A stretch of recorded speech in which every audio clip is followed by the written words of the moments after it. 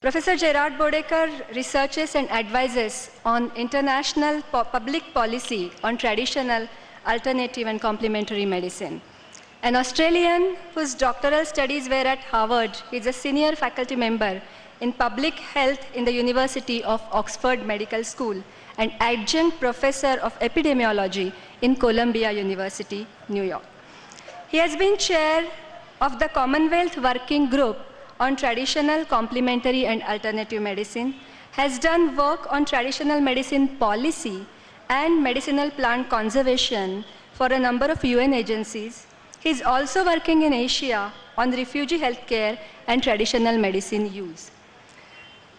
Professor Bodeker has written extensively on traditional and complementary medicine, is a founding editor of Journal of Alternative and Complementary Medicine, International Editor of Journal of Tropical Medicinal Plants, and Editor-in-Chief of the World Health Organization Global Atlas on Traditional, Complementary and Alternative Medicine, WHO. This was his very formal introduction. To add to this CV, he is an extensive traveler, keeps cool, very polite gentleman, and always on the ground. I request Professor Bodeker to give his talk.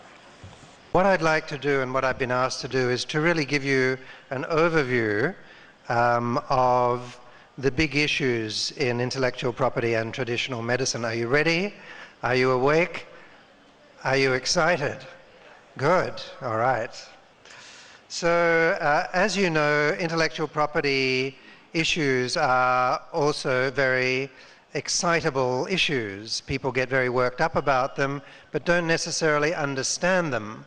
There's always a big issue, oh, the multinationals will take our knowledge. I hear this in practically every country I go to where there's research on natural products. What we see is that there's increasingly a focus on benefit sharing as a central factor in traditional medicine and intellectual property, and I see that Dr. Killen is really going to be focusing on this as well, so I won't dwell on it in too much detail. But you can see there are many different ways of conceptualizing traditional medicine, and this matters in intellectual property law because patent examiners will look at these definitions to see what fits. You can see WHO, you see the screens on either side. You're going to have to work, I know you're awake. You can look on your right or on your left. Those at the back who have extremely keen vision can, I'm sure, read all the fine print there. As you see, there are differing definitions from WHO, some that it's cultural heritage, some that it's generational knowledge, much the same, some that it's very product related, again WHO, a series of different definitions from WHO, herbal products, plant materials, very product oriented there. Here's a very comprehensive one from a medical anthropologist or a social psychiatrist, I should say, Dr. Byron Good. Traditional medicine is the totality of all knowledge and practices, whether explicable or not, whether they can be explained or not, used in diagnosing, preventing or eliminating a physical, mental or social disequilibrium. That's an important point. Not condition or disease, but using the language of traditional medicine, disequilibrium or imbalance, which has been passed down generation to generation. And there are definitions of African traditional medicine, can go on and on. Basically, what you can see is that these definitions characterize traditional medicine as a collection of knowledge and skills. And the technologies are medicinal technologies and non-medicinal technologies such as meditation, physical exercise, mental health modalities, and so on. Yet, when we talk about intellectual property, despite these comprehensive definitions, we almost exclusively are talking in pharmacological terms about chemical derivatives from plants. It's really only a tiny portion of the picture. Well, I wanted to just give you the background in international law as to what really stakes out this territory of intellectual property. There are two broad international agreements which, if we don't understand them, we won't really understand what the debates are about in intellectual property and traditional medicine. The first of these is the Convention on Biological Diversity, and there are two relevant articles in this. Most countries, but not all countries in the world, are signatories to this convention, and those countries which are not signatories are not bound by it and do not follow these articles. However, Article 8J, as you see, states that state parties are required to respect, preserve, and maintain knowledge innovations and practices of indigenous and local communities, and so on, and that they should develop equitable sharing of benefits and models of cooperation for the development and use of these technologies. That is the Convention on Biological Diversity. Its basic principle is, if knowledge exists in a community or a society, that pre-existing reality constitutes a form of ownership. However, I'm sorry, it's nipped off a T. That should not be rips, it should be trips. Think of tripping over a wire. That's the word, trips.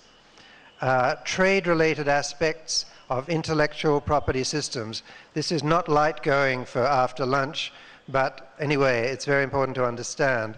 TRIPS is the intellectual property framework of the World Trade Organization. And basically, it is the key international agreement promoting harmonization of national intellectual property regimes.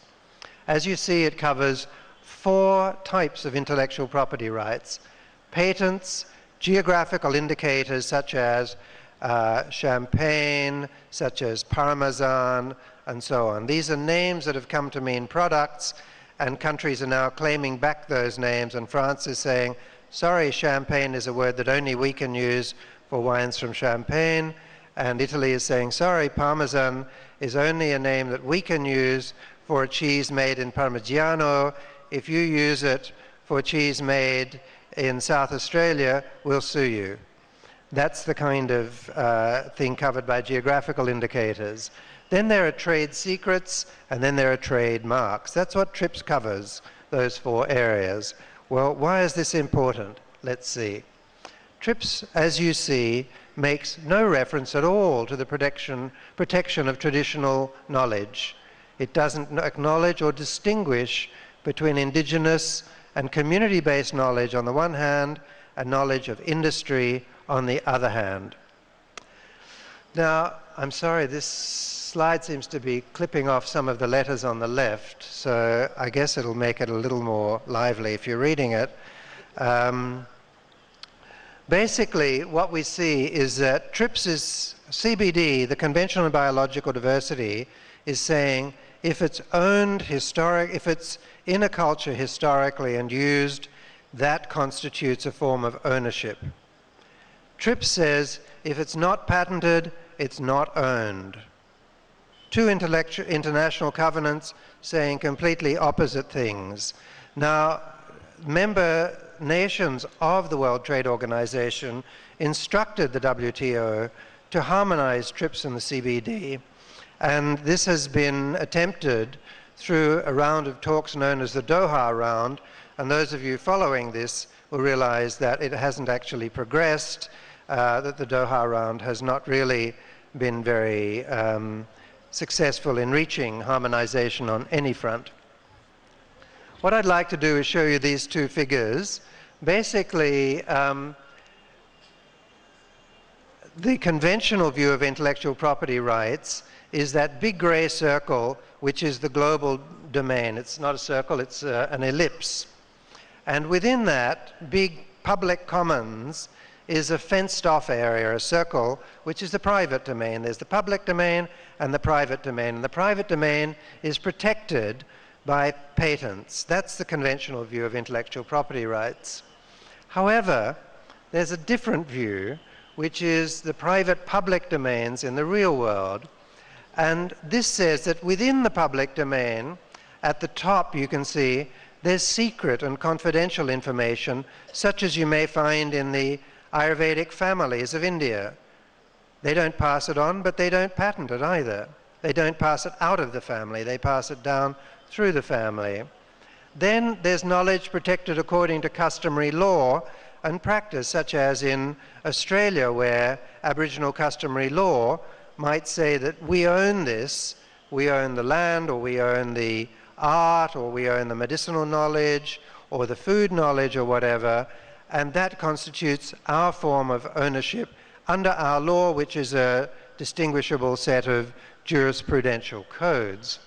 And then also on the far side, you see, there is in addition the formally legally protected code. Now that's the difference basically between the TRIPS view and the CBD view. And basically TRIPS is more powerful and it is prevailing in the legal world, although the CBD is also a legal instrument to which most countries of the world are signatories. I want to just give you an example of Africa to illustrate how intellectual property frameworks don't necessarily mean intellectual property protection. Almost 30 years ago, in March 1977, the African Intellectual Property Organization developed an annex to its Cultural Heritage and Copyright Act. And it offered protection for folklore and traditional pharmacopoeia, and insisted that proceeds from royalties deriving from exploitation of these works shall be used for cultural and social purposes, and that they should be governed by a rule set by the national government. Now that's 30 years ago, a very visionary view by the African Intellectual Property Organization. They go on, they identify ethnographic material that shall be protected, traditional medicine, they don't allow any destruction of this, and they set even a framework for punishment of infringers. Now, sadly, you can have statutes and articles and laws, but if you do not have enforcement, you do not have effective protection. And there has been no effective enforcement of the African Intellectual Property Framework. An example in point is not Amaroon, but Cameroon. Cameroon, as you see, has a very detailed framework in West Africa for intellectual property protection. And it gives local communities the right to establish forest reserves. They have sovereignty over those reserves and over the use of those resources. Their intellectual property law protects patents based on, as you see, cultural patrimony, including indigenous medical treatments.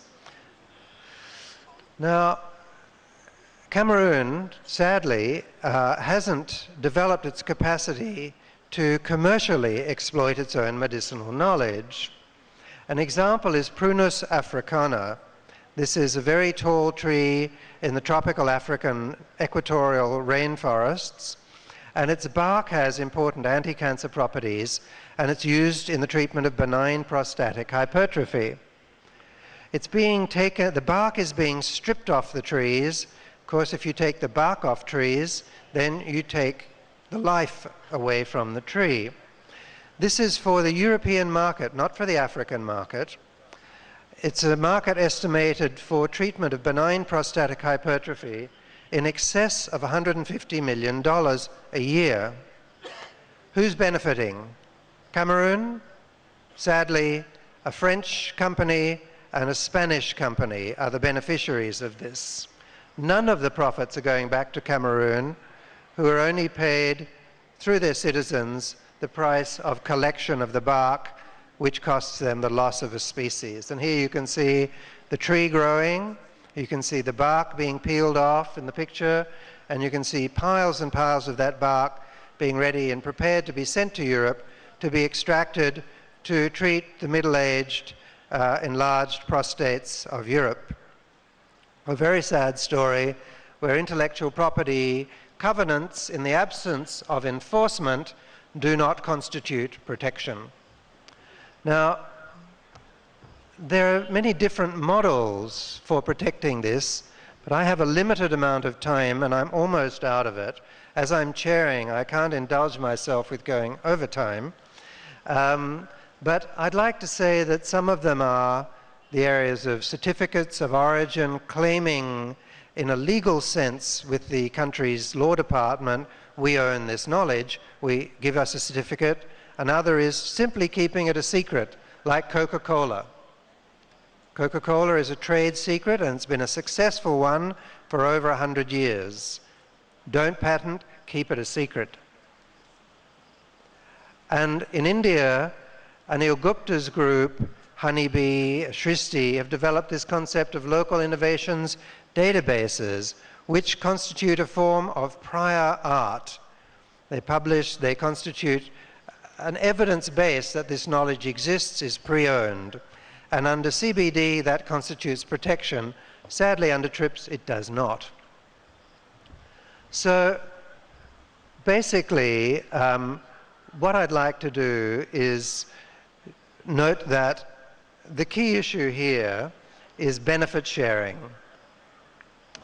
There are models for this. Merck has developed a model of benefit sharing in Costa Rica, which has been challenged also, where people are paid in the community for doing bioprospecting. The Kani model, developed by the Trivandrum Botanical Gardens here in India, has shared benefits with the local tribe for the development of an Ayurvedic product.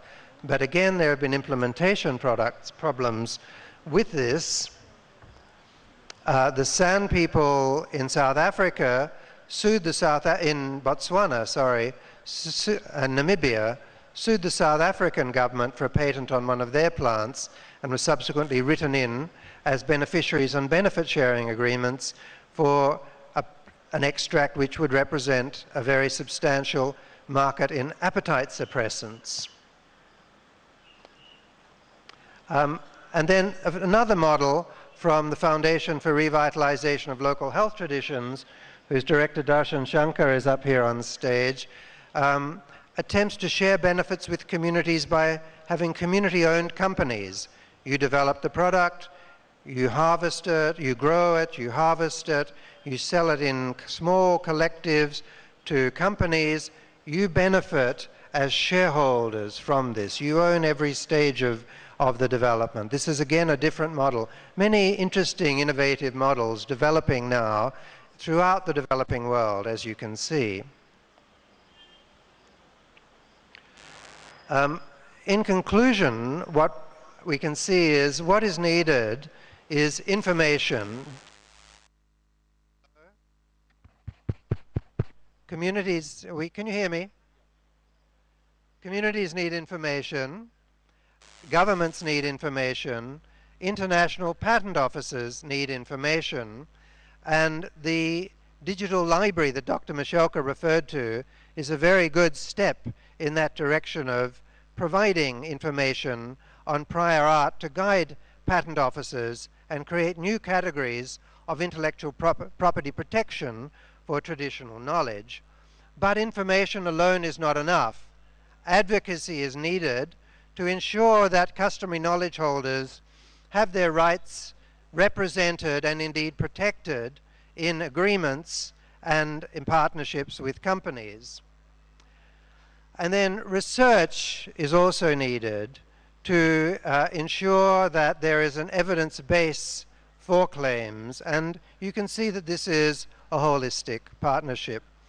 I'd like to just conclude by saying that there's a lot of alarm about the potential of countries losing their intellectual property on traditional medical knowledge to multinational pharmaceutical companies. I would like to suggest that there is a far bigger risk of countries losing intellectual property knowledge to herbal companies around the world. Pharmaceutical companies have to patent products. Many of them don't like the intellectual property battles they have to get into with countries and communities. Many of them have moved on to genetic research, to stem cell research, and are less interested in natural products now than they were in the 1990s, whereas the herbal companies don't patent.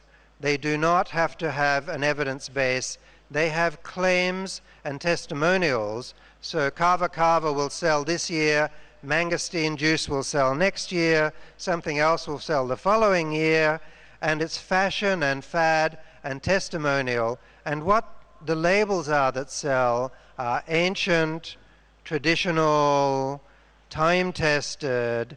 These are all marketing and branding labels that draw from traditional medical knowledge. Nothing is filed in any patent court, so no one can challenge.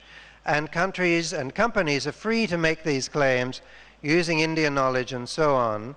And I think this is a far greater exploitation of traditional medical knowledge than the very big boogeyman threat of pharmaceutical exploitation that has preoccupied the minds of activists and NGOs. I think that a viable solution to this would be by countries to require that anyone who uses knowledge derived from another culture in their products pay a certain benefit, a percentage of revenues, some small tax, or some form of repatriation of benefits to customary knowledge holders, irrespective of whether it's patented or unpatented knowledge. I realize that's controversial, but I'd like to end there and leave that for your reflection. Thank you very much.